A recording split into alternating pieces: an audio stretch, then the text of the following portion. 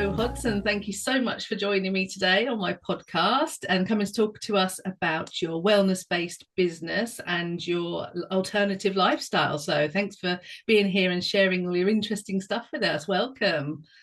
Thank you so much. I'm really glad to be here. I love sharing in this way as a kind of a conversation, seeing how it unfolds. So Yeah, yeah, it's good. I guess I could sort of sum myself up. My business is very much a part of my own lifestyle evolution and that sort of self-permission giving. Um, 10 years ago, I was a corporate architect, and since then, I've just sort of pivoted 180, I guess. And now I work with wellness-based businesses, often neurodivergent like me, people with a lot of multiple passions. And it is about creating that life-first business that puts your life in the center of what that business structure, I guess, looks like. Mostly that's through that design work, like websites and other creative work that relates to the wellness business. But yeah, it goes off on all sorts of tangents, which is Yeah, very much yeah. my life as a whole. Yeah, it sounds like you're up to all sorts at the minute. So you're living life on the Yeah. road in a van at the moment, aren't you? Yes. So that's a Yeah. really So that's interesting topic. Yeah, yeah. tell us a bit about how that's going for you. Yeah. So that was kind of one of the. I guess it's been more pivotal than I could ever imagined. It was one of those almost, oh, let's just do van life kind of thoughts that I had no idea how that was going to play out. So I guess backtracking a little bit, it had been a thought in the back of my mind for years. I'd say probably a good decade, but I'd always push it to the back because I thought, well, how does that translate into real life? I don't really want to do van life on my own.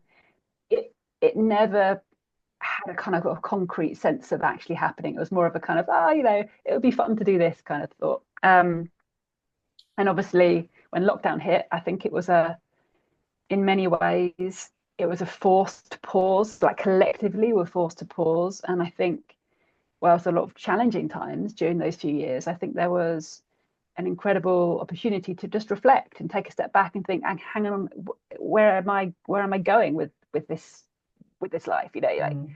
it's so easy to get caught up on the treadmill. And even though I had intentionally been working for myself since 2013, you still get kind of stuck in a little bit of a rhythm, and get onto autopilot mode. And when you're kind of forced to look at all of that and question everything, the questions that came up for me were, I don't need to be in one place, and there's no one place I want to be because my work was predominantly already online. And so suddenly this idea of van life came back into my mind again. And this time, I had the space. There was just a different energy around it. So I converted to van during lockdown. And the intention at that point, I think, was just to kind of be on the road for a year. I wanted to see all 4 seasons in the van, and then I'd sort of take a review on where I was at that point and just see what I wanted to do next. And now, 4 years later, here I still am living on the road. Still in the And van. obviously things have evolved, and it's been a huge growth period. I think I was very naive going into it. I think naivety actually is sometimes quite a gift, because often in life, if we knew how hard something was going to be, we probably wouldn't do it. Yeah, put you off. Yeah, yeah. Um, and there was definitely things that were really challenging. And if I'd known how it was going to play out, maybe I wouldn't have gone down that road. I don't know. So yeah, 4 years later, I'm still living in the van, Wow. figuring out my own rhythm of life and Yeah, business, which is an ongoing, exploration. yeah. But something I'm really passionate about helping other people do. Not everyone's going to want to live in a van. I don't expect everyone to live in a van, but figuring out what that rhythm looks like for you, I think, is something that's so important, Yeah, because we no. do spend so much of our time working, but finding the way, even in the small ways, that really works for our own needs, our personality, our commitments, our families, whatever else. Yeah, absolutely. I think it's critical. So Yeah, yeah, finding so our that's kind own of where I'm rhythm. at currently. Yeah, yeah, I think it Yeah. really is important. And you were speaking earlier about it coming into the kind of 40s, into our 40s, especially as women, Yes. I think as well, having that new direction. A lot of women do Mm, find a new direction, don't they? How I mean, mm. how are you coming into that era? Are you? How old are you? Well, I'm so next on Sunday, this coming Sunday, I'll be 42. Oh, okay, So yeah, so I'm yeah, kind of already here. But I think, and that's a really good point. I think when I built the van, I would have been sort of about 38. So I was very aware of the fact that I was, pushing up against that next decade at that yeah, point. And, at the time I was single. I don't have any kids. my business was already online, so I had no, I was the freest I could be. And so, well, I kind of wanted to sort of build a lifestyle, at least experiment with it for a period of time to reflect that level of freedom. I remember thinking to myself, I don't think I know anyone in my immediate circles of people who've got that same level of freedom. Most people have got a partner or kids or a mortgage. or mortgage, yeah. or just or a job, or a career that was based in a physical location, or whatever it might be.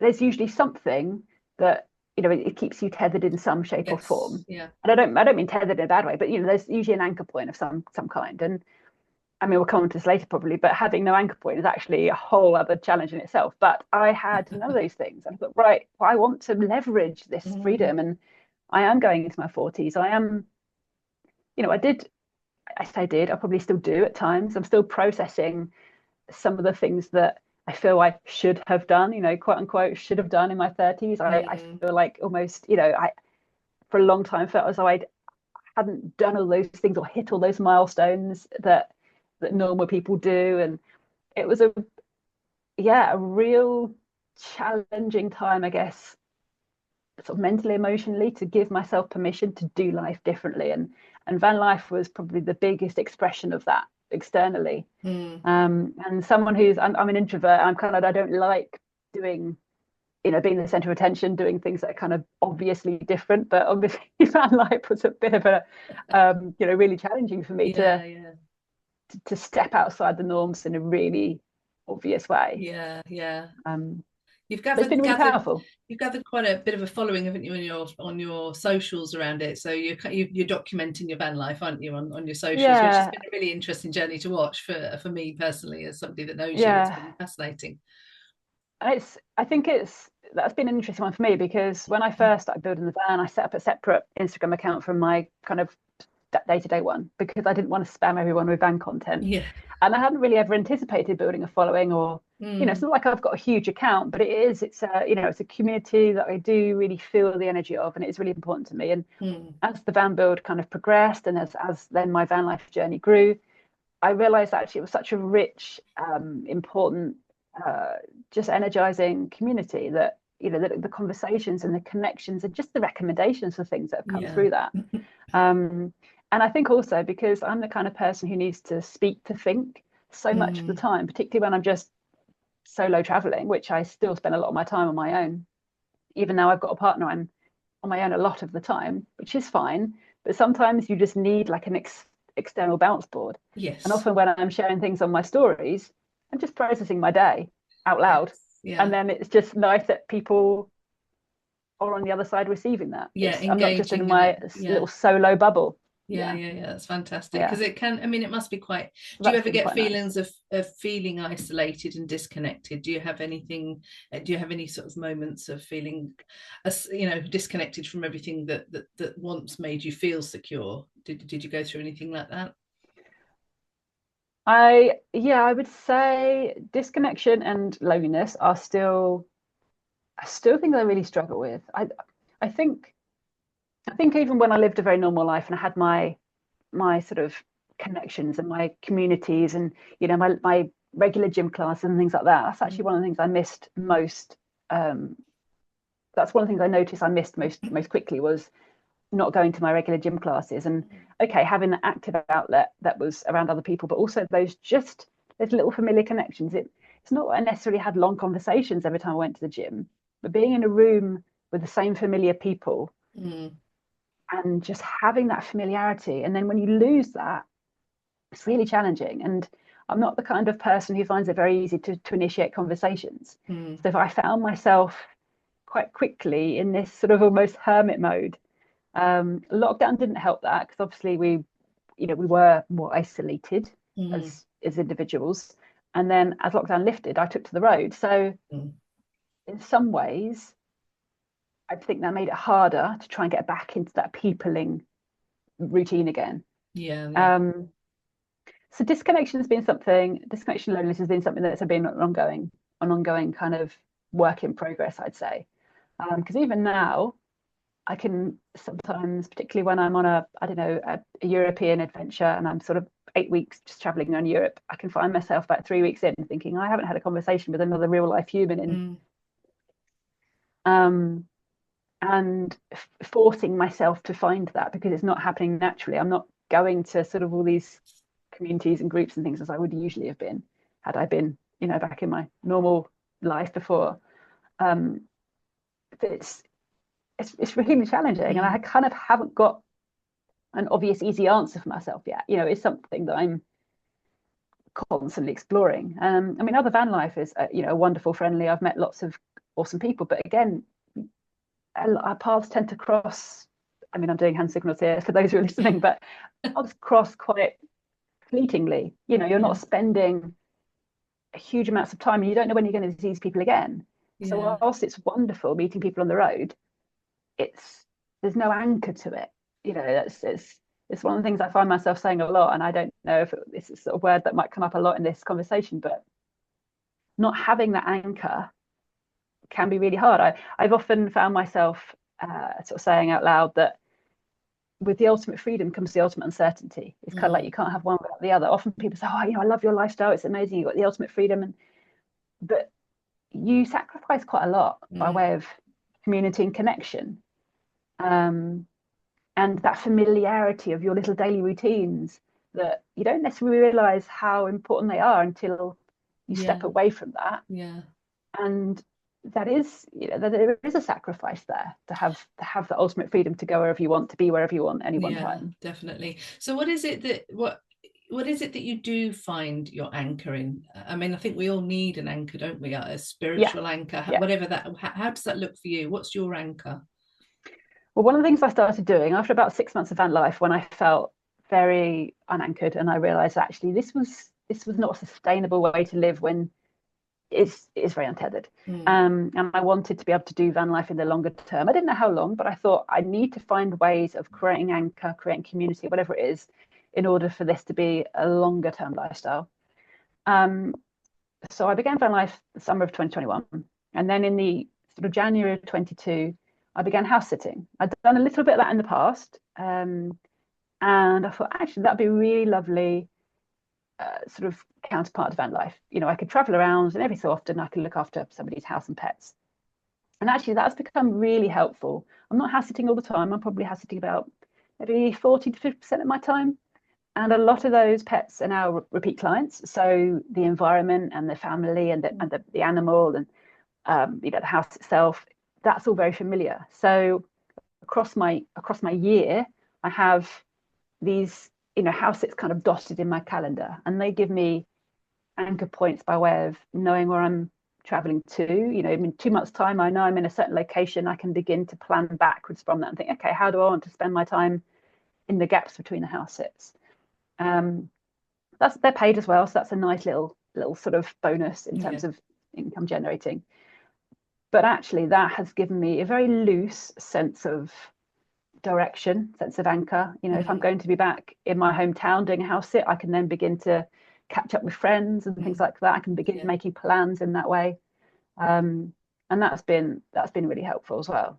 So that's probably on my biggest anchor point, although it's not a daily or weekly anchor. It's a sort of a bigger picture across the sort of every if I were to plan my year in quarters, I tend to think in sort of quarters. That's an amount of time.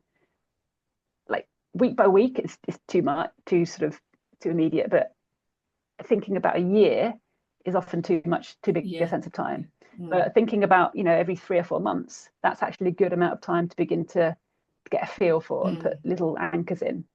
And there's usually a house sit or two in each kind of quarter chunk. So that's my biggest anchor. Other things, I don't think it's really an anchor, but it's definitely something that helps me plan my week. So if I'm traveling and I kind of want to have some adventure days and want some work days, and I'll kind of think, hey, what does my week look like in terms of rhythm? I'll often just look at the weather forecast, because obviously in the UK we always have a mix of rain, cloud, sun. And so if I kind of look at the week ahead and think, oh great, it's going to be sunny on that day, it's going to be rainy on that day, I could think, okay, that will be a work day, or this will be a getting out, finding a really good hike day. And so I like the fact that I can kind of use almost the weather forecast as a bit of an external factor in helping me make decisions. Yeah. And that's actually, it's a form of an anchor because I'm not having to think for myself the whole time. I can kind of outsource the decision making to the weather forecast. um, and so, yeah, little things like that. And going back to the house sit thing, often I find that when I'm in a house sit, I'm using the opportunity to really kind of hunker down and get a lot of solid work done. I'm not trying to explore when I'm in a house sit, particularly when it's a repeat house sit where I know the area really well.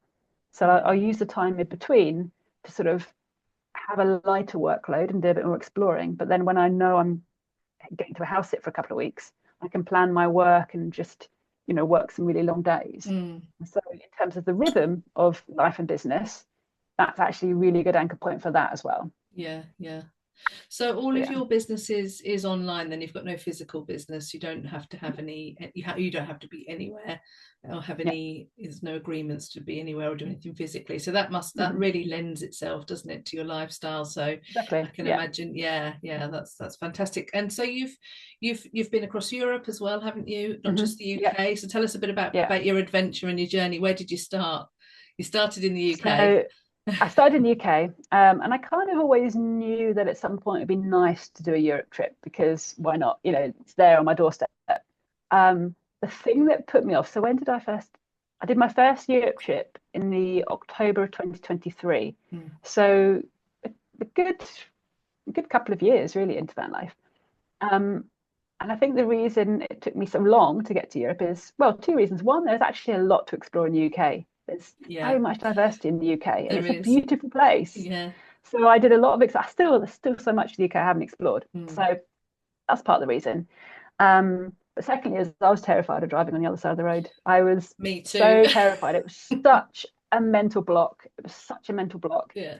But I think the thing that kind of pushed me through it was that if I let that be the reason that I didn't go to Europe, I mean, it's fine if I didn't want to go to Europe, and I genuinely didn't want to, but I knew I wanted to, and it was this mental block that terrified me of just driving solo on the other side of the road, and I just turned it into this huge, it felt like a black hole in my head because I didn't have that tangible experience. People kept saying, "Oh yeah, but it'll be fine. You'll find it easy when you go over there," and I knew that was probably true, but because I couldn't feel it for myself, like there was something in me. It's like, but it felt like such a impasse at times. But I thought, well, if I don't do that, I'm this lifestyle of freedom that I'm looking to create, I'm limiting myself from so much by not basically taking that leap into the fear. So I finally did it. I did 8 weeks, about 7, nearly 8 weeks in the winter of 2023. And I think the way I did it was I told myself I just need to get over there. I could, if I got over there, drove around for a day and it was just too much, I could just come home. I thought if I get there, I kind of planned to be there. I'd carved out 8 weeks in my diary, but if it was just not feeling it, I could just come home. Yeah. And giving myself that permission to just come home, and that wouldn't have been a failure. I probably would have still felt like a failure, but giving myself that permission, it didn't have to be 8 weeks. I just needed to get there for a day. So I got there, I think it's late afternoon on Monday, drove 20 minutes to a nearby campsite that someone recommended. In France, wasn't it? First 20 minutes in France, it's kind of a campsite near Calais. That first 20 minutes of driving felt overwhelming, but I got to that campsite and I was so proud of myself. I was so proud. And then the next day, and actually it was fine. It was by that next morning, once I was on the road, I was surprised how quickly it felt fine. And from that moment forward, so literally it took me less than a day all in to be comfortable with it. So it was literally like everyone has said, it was absolutely fine. And that was a huge moment for me because I could feel in that moment that I'd overcome this huge hurdle, so that freedom had really opened up for me. I did an amazing trip. I did France, Spain, Portugal, sort of had the winter sunshine. And then in the spring, so mid-April the following year, so last year, I did another 8-week trip, and this time I did sort of Germany, Italy, Switzerland, a bit of Austria, wrapped round to the French Alps, so another 8 weeks.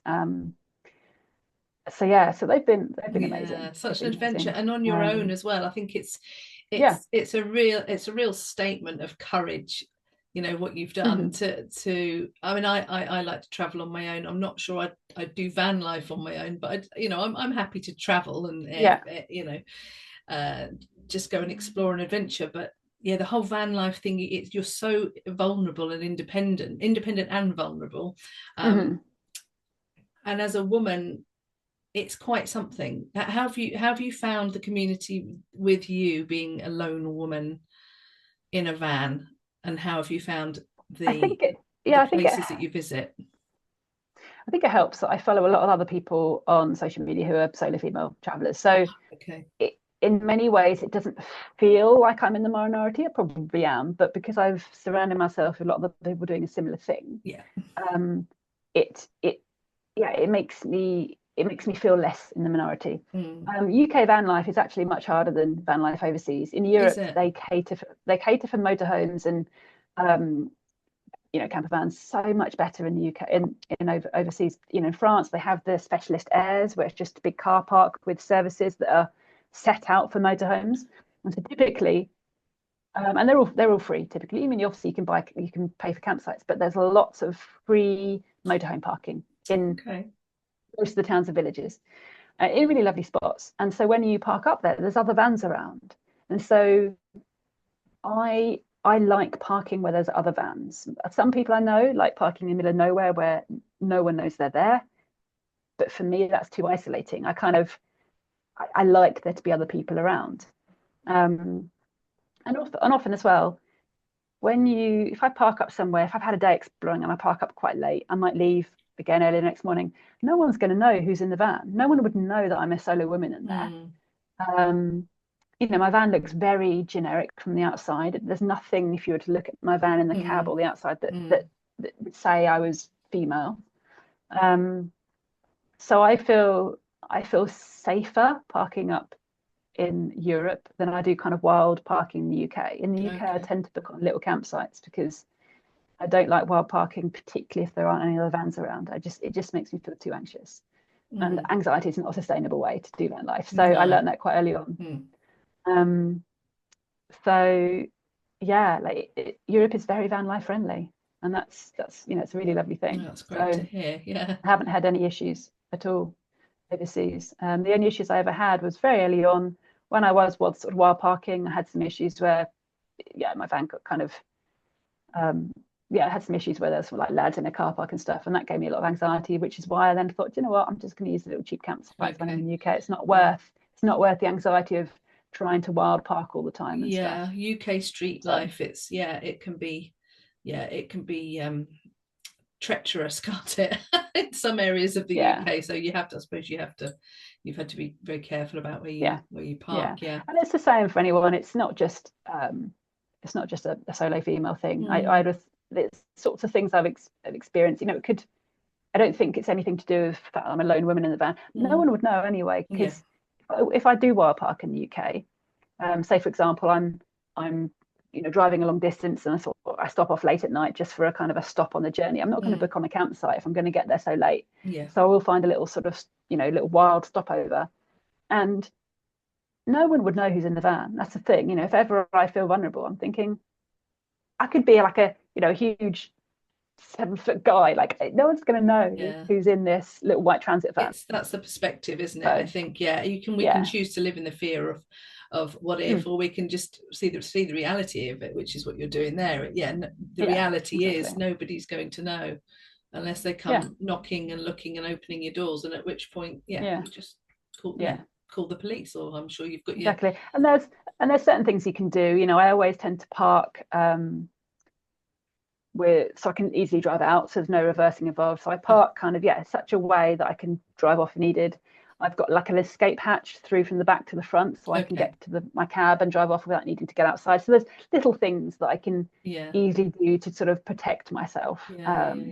I haven't got cameras on this van, but I think because I might build another van at some point just because I've got different ideas on layouts and things, and I think I'll have a camera system set up. But again, there's lots of things that you can do as deterrents, Yeah. um, and yeah, there's just lots of little subtle things you can do, regardless of whether you're a solo woman, Just as a van just as kind of lifer, looking yeah, out for yourself, just as a yeah. van lifer. Yeah. Yeah, absolutely. So you've managed to um, live a fairly social life as well, from what I've seen on your travels. Even though you're alone, you said you've now got a partner. So Yeah, you've met somebody on your travels, which yeah. I find So fascinating. You're managing to yeah, do this as well as have this independence. Yeah, yeah. it's amazing. It's so actually the weekend just gone. So yeah, so last weekend as we're recording this, so sort of my bank holiday, I was at a van life festival. So there are a lot of van life festivals, and that's actually a really lovely way for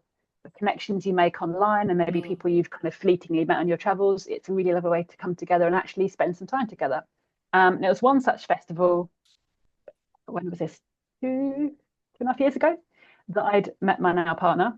I knew of his name before I'd seen him because he's quite a big YouTuber, and I was aware of him before I met him.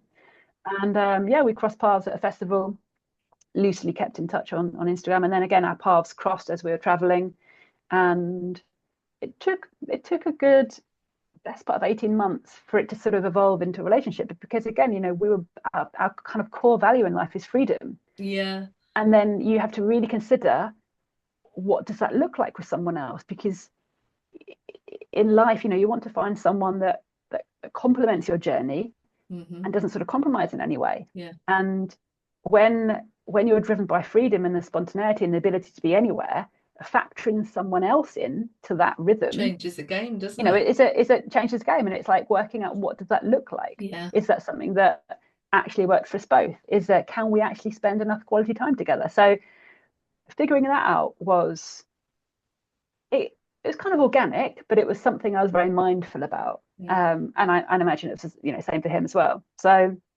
but because we do share that core value, and also because I still want to do my own thing a lot of the time. I don't want to be kind of with someone 24/7. I don't have no desire for that at this point. And the nature of his lifestyle is he does a lot of overseas expeditions, um, sometimes with his van, sometimes without his van.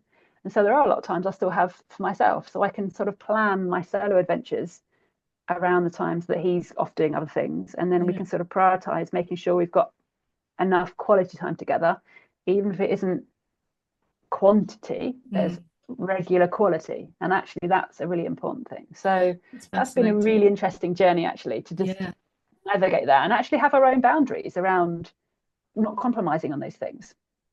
um yeah. yeah, so that's But been cool. it's fascinating. Yeah, you can kind of Mm, living the life you want. You're really carving out what you want mm, with your life, aren't you? We talked about covering neurodivergency as well. So yeah. your needs as a neurodivergent, and how are your needs being met, or how are they not being met? How is it Mm. working for those needs in you?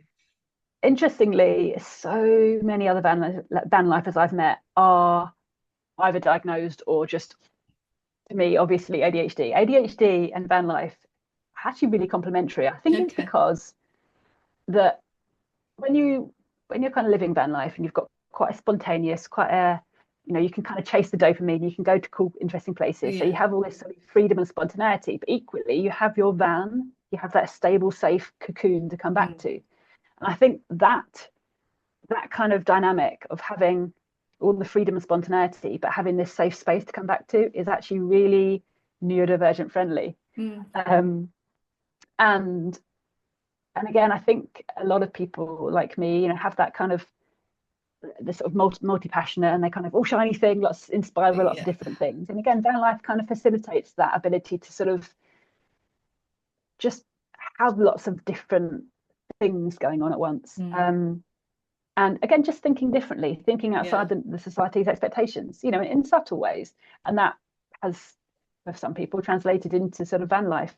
I think for me as well, one of the things I would never have realized this, but beforehand, but it's definitely become true over time, is that there's something very calming for me about not having much stuff, having to Okay. minimize my life into the confines of a van.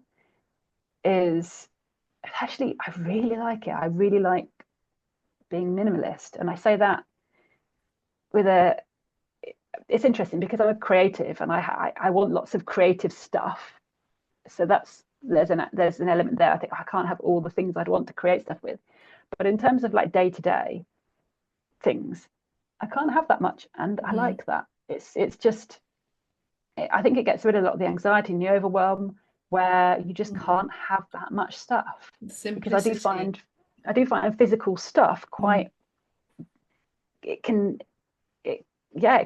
contribute to kind of anxiety and overwhelm when there's just too many. It's like you get less decision fatigue when you haven't got as much time. I get decision fatigue in terms of where I'm going on the road, but in terms of the things I have, the physical things, my belongings, it just strips it right back to the minimum, and I just find that so liberating. I should say. Liberating, yeah. And it surprises me in some ways, because I wouldn't have realized that, one of those things I wouldn't have been able to know in advance. One day in the future, I'd love to build a tiny house somewhere, and just have small living really appeals to me. I'd probably have a separate craft studio, a barn full of craft stuff. Yeah, exactly. So you have craft studio, but my like day-to-day living and the stuff I have day to day, I actually really like that van life brings that. And I haven't really had that conversation specifically with other people, but I imagine that sense of calm is something other people sort of tap into, whether it's subconscious or not. I don't know. Yeah, I think stuff can create chaos. In my experience, I've moved quite a lot. Mental chaos for me. Yeah, it does, doesn't it? And also, I think it can chomp up our consciousness, can't it? Having stuff around. I think so. We give a lot of weight and attention to our things and stuff and bits, that we're surrounded by, and our shiny things. And I think for a lot of people, maybe it's quite terrifying not to have that. I think because what's going to fill the space?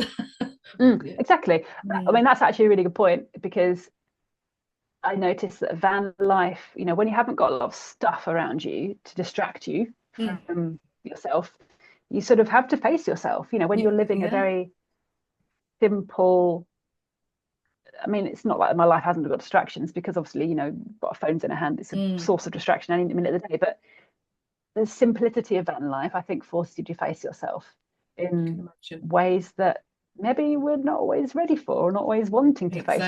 You can't really avoid as much when you're on the road. And I think that having not much stuff is part of that.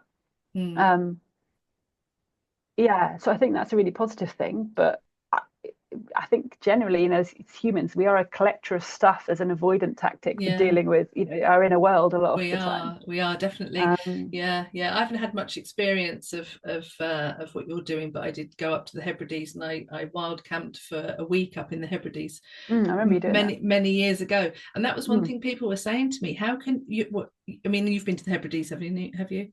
I haven't actually. No, I haven't yet. So when you get onto the islands, you could go a day if you stay quite sort of out of the way without seeing people, and a lot of the questions that came to me were how can you just be with yourself for a whole day? I had no phone signal. Well, I was with the ocean, I was with the land, I was with the birds. It's some people really struggle with that concept of just having themselves.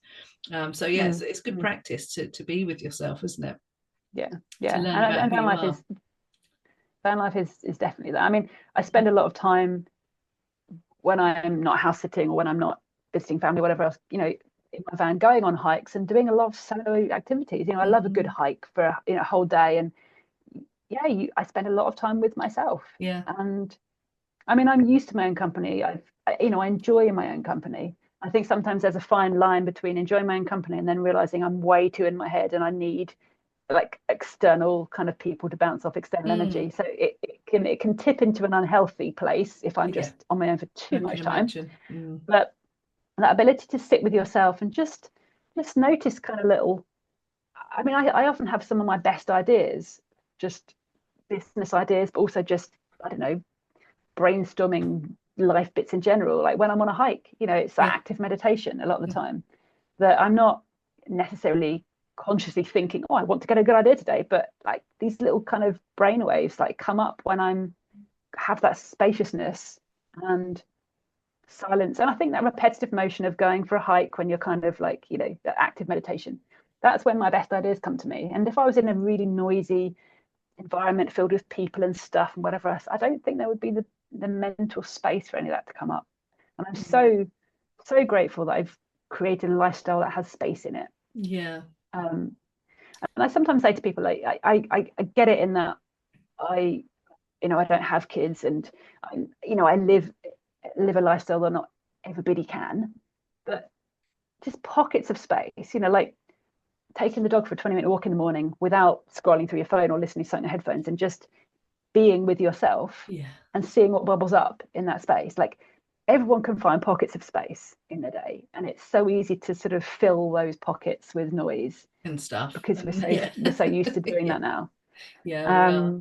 And I think that's one of the greatest gifts we can give ourselves, just finding pockets of spaciousness and noticing, like literally noticing what comes up in those moments. Yeah. The little thoughts and things, are they positive thoughts? Are they negative thoughts? Are they new ideas? Are they to-do lists? What comes up in those pockets of space? Yeah, it I sounds think like that's just such a fascinating thing. It is, yeah, and it's out from watching your socials. It really looks like you've created this life and this space for yourself to just generate more of that. It's kind of like the space is open, the inspiration comes in, and then you're opening more space, and you're kind of generating this.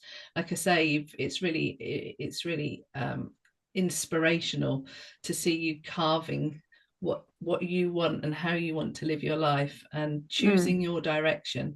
And yeah, thanks for sharing it. It's been it's been lovely to watch you do it. It's been good. It's funny actually, because I always try and pick a word for the year as a bit of a kind of a North Star. I don't really do New Year's resolutions, but like a word of the year is something that fits with me. Sometimes I'm better at growing into that word than others, but this year's word was intentional. And so, in any moment, every day, we have the choice to be intentional about it, or just do things, on autopilot. And I think the more we can be intentional, in these pockets of time, like I often talk to people about, it's the moments that create, our days. It's not about needing to carve out an entire day for ourselves or take ourselves off for a spa day. It's like, no, just give yourself 10 dedicated minutes to just be with yourself, or like how can we be more intentional with where our focus is? It's those sorts of things that van life has taught me and continues to teach me, because I have a very noisy ADHD brain. I can get very sucked into kind of spirals of overthinking, and being able to notice that and sort of pull myself back from that, it's a constant work in progress, but the ability to do that is very empowering, because I think with ADHD or not, we all have so much noise and our brains are often so full of stuff. Being able to sort of step back and observe and notice and be intentional with our thoughts and the directions of our attention, it's just so powerful. Yeah, absolutely. So how do you see the coming few years then? Do you give much thought to what you're going to do, and how you're going, what are you going to move into now? What's the next steps? One of the questions I get asked most is, how long are you going to do van life? And honestly, it's not really it's not a question I have really an answer to, because I kind of feel like I'll do van life until the point at which it no longer feels right. And that sounds such a vague response. But that might be in a year, it might be in 3 years, 5 years. I mean, I think my longer term plan, but I don't know when this will be, because it's partly financial based, partly logistics based, is to have a plot of land where I can build a tiny home. I think my ideal scenario, sort of next step scenario, would be to build a tiny home that I can use as a holiday let, like the kind of canopy and stars, beautiful off-grid eco home type holiday lets and things. I'd love to build a really beautiful, again, using some of my architecture background. It kind of comes full circle, really. I never realized how much of my architecture background was being utilized when I was building the van. Who'd have known back in my uni days that I'd end up doing van life, and actually so many of those skills would become relevant. But I'd love to build a tiny house, and then when it was being let out, I'd probably live in it maybe during the winter months, because I think you can live in a holiday let up to like 20 weeks a year or something, technically. And then when it was being let out, I'd travel in the van. So I feel as though for the foreseeable future, van life to some extent will be a part of the picture. But I would like to have some kind of anchor point and base, probably in the midterm, to start sort of re-engaging with community in a way that I lost. because making friends on the road I do find quite challenging. Yeah. And I think it will always be something that doesn't come easily for me. So at some point, having the ability to tap into a community feels like it would be important. But exactly what that looks like or exactly when that will be, I don't know. And then again, my partner, he's got his own van. He's planning on some really incredible adventures, driving from like Nordkapp, northern Norway, right down to Cape Town. Wow. So, and documenting that YouTube channel. And obviously, I have the opportunity to join in parts of that and what that might look like. So, this adventure, such an yeah, adventurous so lifestyle. so at the moment, it's just continuing to weave life and business and give myself, create as many opportunities for myself in that time. And I think off the back of that, at some point, there'll be some kind of semi-anchored distance. Yeah. But it's all very. I'm trying to keep as open mind as possible so that I'm just open to all the opportunities as they present themselves, because It's really hard to picture my life in a year's time or 2 years' time, because there is so much potential that could show up. Yeah. Well, we just don't know what's around the corner. Literally, for you, you could exactly. turn your van around a corner and you don't know what you're going to be met with. So I'm trying to sort of not anchor myself to anything concrete, because it could evolve into so much in such a short space of time. So one thing that I did want to touch on as well, we could have touched on it earlier, but when you were younger, were you this adventurous, or was there a point in life where you sort of you flipped, or something changed, or a transformation or something? Yes. So I think when I was younger, through most of my school years, I did quite well at school. I was lucky. I was always creative, but I was also academic, which is a blessing and a curse in some ways, because the school system is all geared up towards pushing academia. So I always felt like I was sort of in this push-pull. Like I needed to. I was such a people pleaser as well. So I kind of went along with all the expectations. Do your A levels and you go to uni, and I didn't really ever think for myself in all the time. I don't think I realised I could. I just went along with what was expected.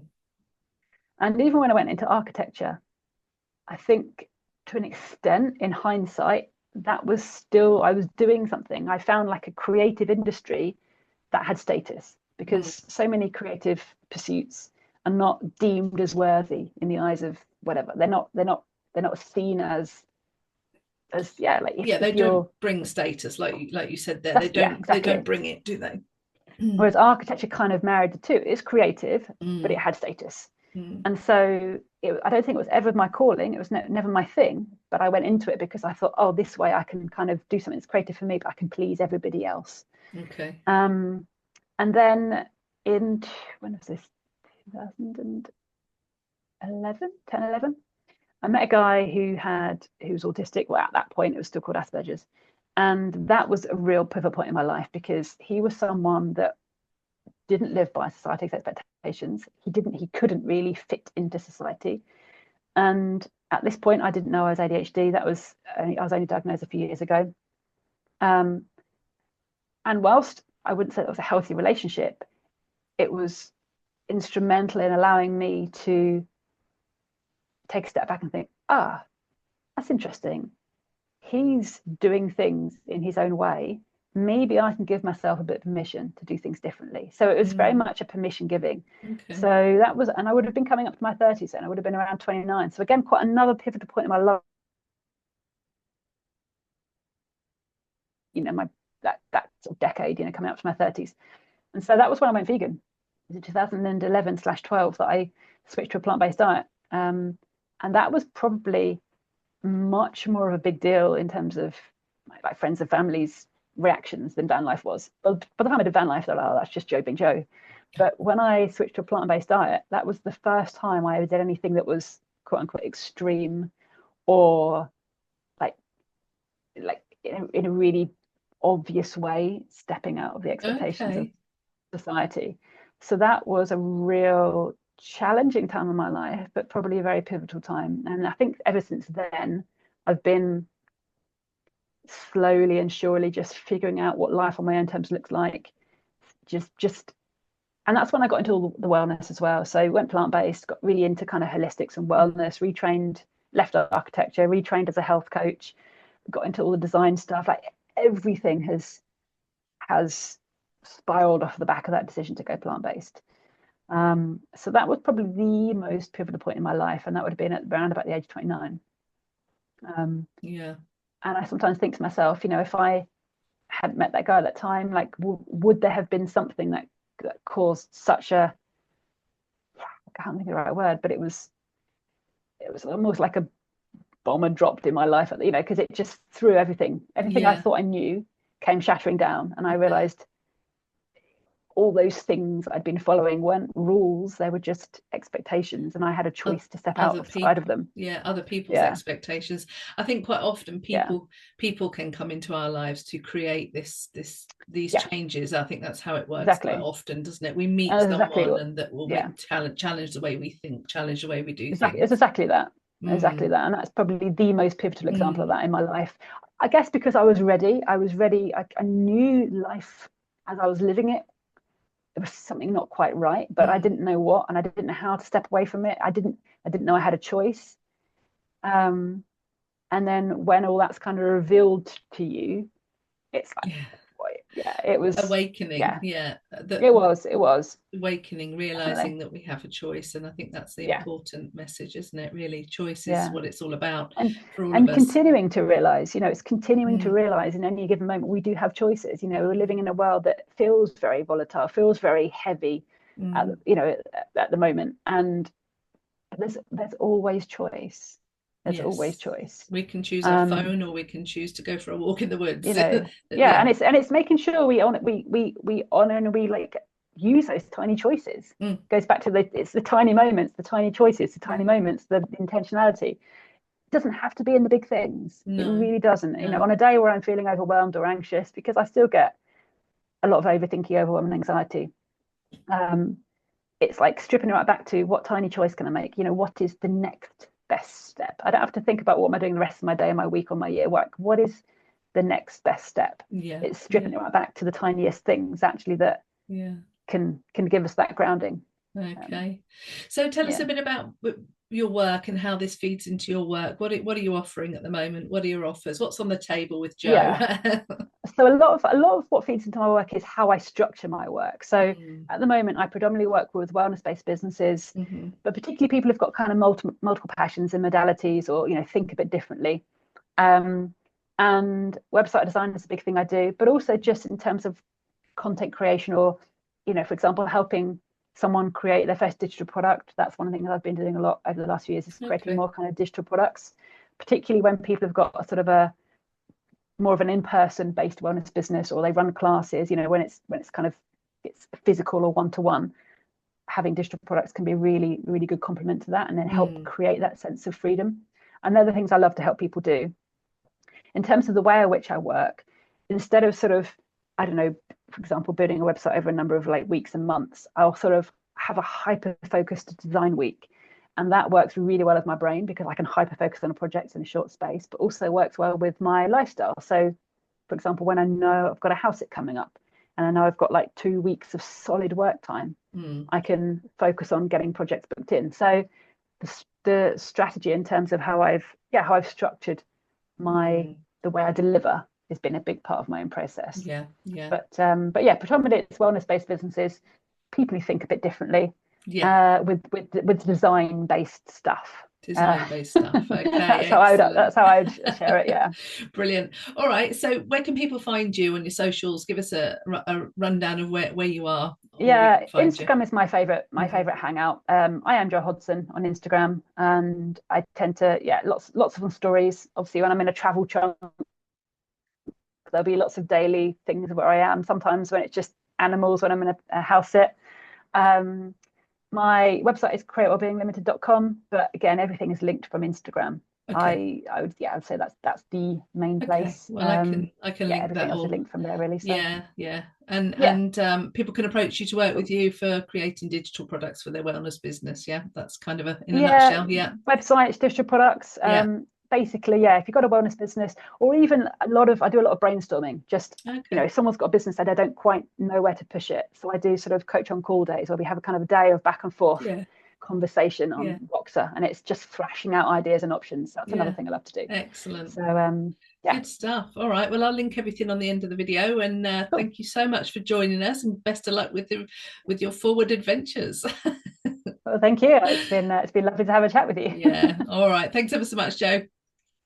Thank you.